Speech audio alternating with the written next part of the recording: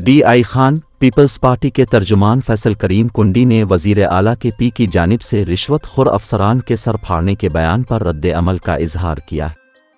एक बयान में फैसल करीम कुंडी ने कहा कि वज़ीर आला के पी कहते हैं करप्शन करने वाले का सर फाड़ दें। अगर वज़ीर आला अली अमीन करप्शन करें तो उन्हें कौन ईंट मारेगा। उन्होंने कहा कि अली अमीन गुंडा पौर को खुद यकीन नहीं कि वो वज़ीर आला बन चुके हैं। अगर मरकज़ के साथ ताल्लुकात बिगाड़ेंगे तो हमारा सूबा पीछे रहेगा।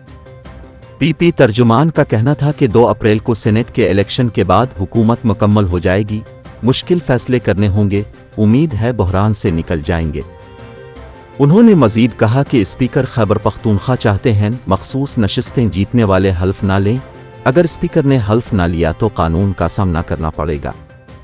फैसल करीम का कहना था कि वफाकी हुकूमत से दरख्वास्त की है खैबर पख्तूनख्वा का जो हक है वो दिया जाए। पंजाब और खैबर पख्तूनख्वा में पीपल्स पार्टी के गवर्नर होंगे, जबकि सिंध और बलूचिस्तान में मुस्लिम लीग नून के गवर्नर होंगे। ताहम नाम अभी फाइनल नहीं हुए हैं।